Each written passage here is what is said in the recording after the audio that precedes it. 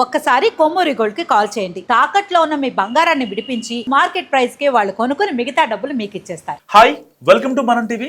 మనం టీవీ ఉన్నది మన కోసం. 2024 అసెంబ్లీ ఎన్నికల్లో మండపేట వైసీపీ అభ్యర్థిగా పోటీ చేసి ఓడిపోయారు తోట త్రిమూర్తులు. అయితే ఎమ్మెల్సీగా ఆయన పదవీ కాలం 2027 జూన్ వరకు ఉంది. ఆ తర్వాత కూడా రాజకీయంగా వినపడకుండా ఇప్పటి నుంచే చాలా పకడ్బందీగా ఆయన పావులు కదుపుతున్నారు. ప్రత్యేకించి ఈసారి తన క్యాస్ట్ కార్డును గతానికి భిన్నంగా కాస్త డిఫరెంట్గా వాడాలనుకున్నట్టు కూడా తెలుస్తుంది. రామచంద్రపురం ఎమ్మెల్యేగా 4 సార్లు గెలిచారు తోట త్రిమూర్తులు. కానీ మొదటి నుంచి ఒక పార్టీలో కుదురుగా ఉండే అలవాటు లేదు ఆయనకు.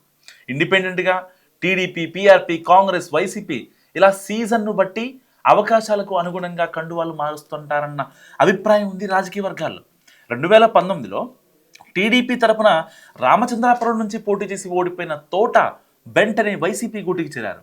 ఇక 24 ఎన్నికల టైంలో వచ్చేసరికి కూటమి పార్టీల్లో ఏదో ఒక దాంట్లో చేరడానికి గట్టిగానే ప్రయత్నించారు. అయితే అవతల నుంచి ఆయనకి సరైన సమాధానం రాక సైలెంట్గా ఉన్నారన్నది ఒక వర్షన్.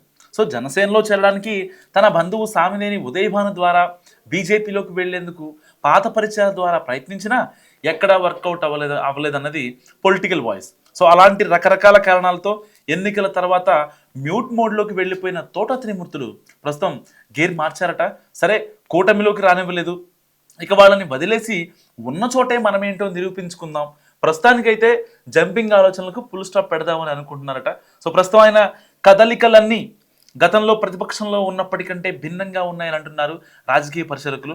3 దశాబ్దాలుగా రాజకీయంలో ఉన్నప్పటికీ నిలకడలేని కారణంగా తోట త్రిమూర్తులకు మంత్రి పదవులు దక్కలేదన్న అభిప్రాయం కూడా చాలా మందిలో ఉంది. సో సామాజిక వర్గం కోటాలో కూడా అవకాశాలు రాకపోవడానికి కూడా అవి ఒక కారణం అనుకోవచ్చు.